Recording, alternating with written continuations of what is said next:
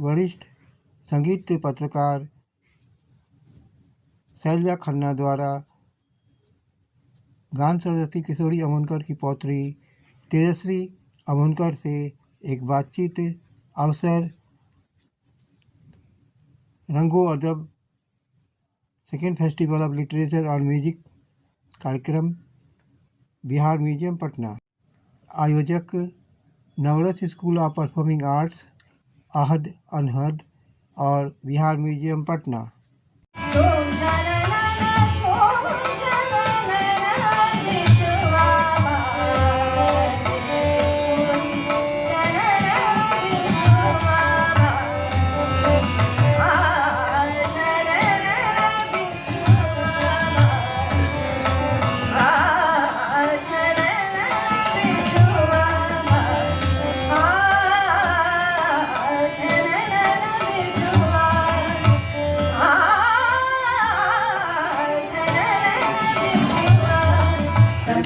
आगे बढ़ाते हुए आपने पद्म विभूषण गान सरस्वती श्रीमती किशोरी अमोनकर जी से संगीत की शिक्षा प्राप्त की और आज जयपुर अग्रणी घराने की आप कलाकार हैं। आपसे मंच पर बातचीत करने आ रही हैं सुश्री शैलजा खन्ना जी। शैलजा जी सीनियर घराने की 5वीं पीढ़ी हैं और अनेक सम्मानित जर्नल अखबारों में स्वतंत्र लेखन करती हैं। The Tribune, Shruti magazine, Indian. ये किताब हम जैसे गीता पढ़ते हैं, पहले पढ़ते हैं तो सिर्फ जो हम कहते हैं कि पेरिफेरल मीनिंग है शब्दों का वो हमें समझ में आता है। जैसे एक लाइन को दूसरी बार पढ़ो तो एक अलग पहलू सामने आता है।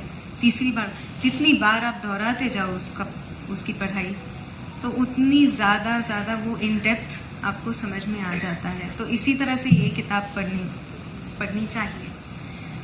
और आपने जो कहा कि बहुत सीनियर आर्टिस्ट्स को भी ये मुश्किल होता है, विच इज़ ट्रू, पर ताई कहती थी कि ये बच्चों को ये कॉन्सेप्ट पहले से समझा दो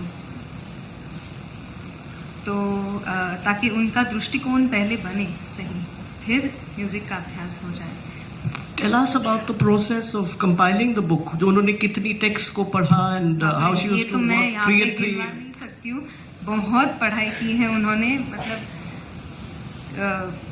ताई को मुझे याद है उनके भाई ने एक बार पूछा, उनकी साड़ी फटी थी तो उन्होंने कहा, अरे आप इतनी बड़ी अच्छे लोगों में जाते हो, बड़े बड़े लोग मिलने आते हैं, तुम्हारी साड़ी फटी है, तुम नई साड़ी क्यों नहीं लेती हो?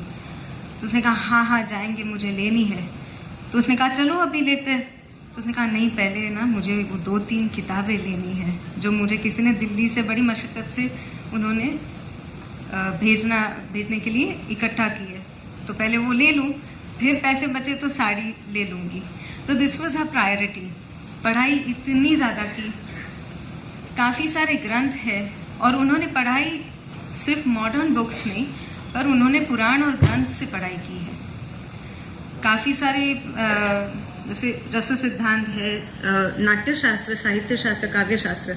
ये खासियत स्वरार्थ रमणी बुक की है कि पहली बार किसी ने, जैसे आपको सबको पता होगा नाट्य शास्त्र के काफ़ी सारे जो कायदे हैं वो संगीत को अप्लाई किए हैं लोगों ने, पर ये पहली बार मेरे ख्याल से बुक फॉर्म में मेरी दादी ने काव्य शास्त्र के कायदे संगीत को लागू किए हैं। और ये सिर्फ उन्होंने सोचा नहीं, इसके बारे में पढ़ना, स्टडी करना बहुत साल पहले शुरू हो गया, बहुत साल। और उनकी बहुत अच्छी दोस्त थी डॉक्टर विभा पुरंदरे, जो इंग्लिश भाषा में बहुत माहिर थी।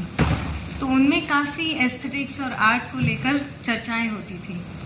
तो उन्हीं चर्चाओं को फिर ताई ने लिखना शुरू कर दिया और उन्होंने काफ़ी किताबों में कुछ लिखा। तो उनकी बहन जो थी उन्होंने कहा कि अरे ताई ये तो सोना है, ये किताब स्वरूप में आना चाहिए, इसको ऐसे ही मत रखो, अपने तलक सीमित मत रखो। तो फिर ये किताब का काम शुरू हुआ। उसको बहुत साल हो गए, मेरे ख्याल से मेरे जन्म से पहले शुरू हो गया। ये मेरे ख्याल से बहुत पहले, मतलब 70s में शुरू हो गया होगा। तब से ताई ने ये सारे जो ग्रंथ में क्या लिखा है तो वो एक चीज़ लेकर, अच्छा मेरे संगीत में ये कैसे लागू हो सकता है, मैं कैसे इसको यूज़ कर सकती हूँ। तो इस तरह से उन्होंने एक्सपेरिमेंट शुरू की, और जो एक्सपेरिमेंट करके इतने सालों का अनुभव, उसमें से जो उनको उसका एसेंस जो प्राप्त हुआ, वो इस किताब में लिखा है। और हमेशा वो कहती थी कि हाँ, म्यूज़िक ऐसा एक सब्जेक्ट है जो इवॉल्व होते जाएगा, आगे बढ़ते जाएगा, पर हमें पीछे देखना है। उसकी जो शुरुआत है, जो ग्रंथों में लिखा है, उसको पढ़ना चाहिए। जो हमारे ऋषि मुनियों ने लिखा है, वो हम कहते हैं अरे वो तो वो ज़माने की बातें थी, अभी लागू नहीं पड़ती। वो कहती नहीं, ये टाइमलेस है, क्योंकि उन्होंने भाव के बारे में लिखा, और भाव इंसान के मन पे क्या असर करता है उसके ऊपर लिखा है। इंसान का मन कभी बदलेगा नहीं। आपको दुख होता है तो होता है, वजह चाहे जो भी हो, सुख होता है तो होता है, ये चीज़ तो बदलेगी नहीं, ये कायम के लिए रहने वाली है। तो इसलिए कोई भी भाव आपके मन पर कैसा असर करता है, ये असर बदलेगा नहीं। इसके बारे में हमारे ऋषि मुनियों ने इतने सालों पहले लिखा था, इट इज़ टाइमलेस नॉलेज। तो उन्होंने कहा पहले वो पढ़ो, और ये ज्ञान लेते लेते तुम्हें खुद के आत्म का ज्ञान होते रहेगा, और उसी से तुम संगीत का असली स्वरूप देख पाएंगे। तो यही सब बातें लिखी है स्वरार्थ रमणी में।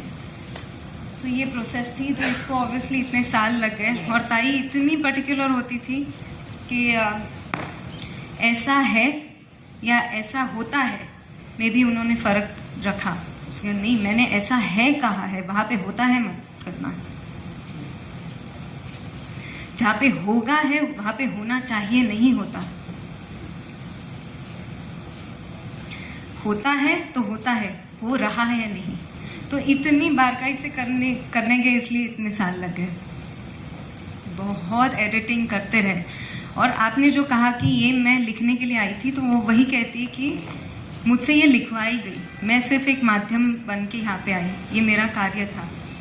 तो वो इसलिए क्योंकि जैसे वो कहती थी, और उनकी शिष्या काफ़ी सालों तक नंदिनी बेड़ेकर उनकी शिष्या, उन्होंने लिखी, और ताई आँख बंद करके रिसाइट करती थी। वो सिर्फ एक वाक्य, और वो जल्दी जल्दी से लिख लेती थी। फिर थोड़ा सा लिख के हो जाए तो ताई उसको कहती है अच्छा अभी तुम पढ़ के सुनाओ। तो पढ़ के सुनती तो काफ़ी बार ताई खुद ही आश्चर्य हो जाती है, वाह क्या लिखा है। तो इसलिए कहती ये मैंने लिखा, तो ये मुझसे उसने लिखवा लिया। इस ज्ञान को आना था, मुझे माध्यम बना दिया, और वो आया। और इसलिए वो आंखें बंद करके बोलती जाती थी, और बीच में घर है तो बेल बजती थी, कोई कि ताई खाना कितने बजे खाएंगे, इनका फ़ोन है, उनका फ़ोन है, ये। तो आके हाँ उनको बोलो शाम को हाँ, और डायरेक्टली आगे से शुरू, मतलब ऐसे पता ही नहीं चलेगा कि इनको डिस्टर्ब कर दिया, फ्लो टूटा, कुछ नहीं। तो वो यही कहती कि मैं थी ही नहीं कभी। मुझे जो संदेश आ रहे थे वो मैं सिर्फ बोल रही थी और वो लिख रही थी। तो दैट्स व्हाई शी बिलीव्स कि मैं ये माध्यम थी बस इसमें। I was born to write this book. Congratulations to Tejasri Amonkar and senior journalist Sailja Khanna for excellent conversation during Rango Adab program, Bihar Museum, Patna. Thanks for watching. Ranjan Kumar, Amritadhi News, Patna, Bihar. Jai Hind, Jai Bharat, Vande Mataram.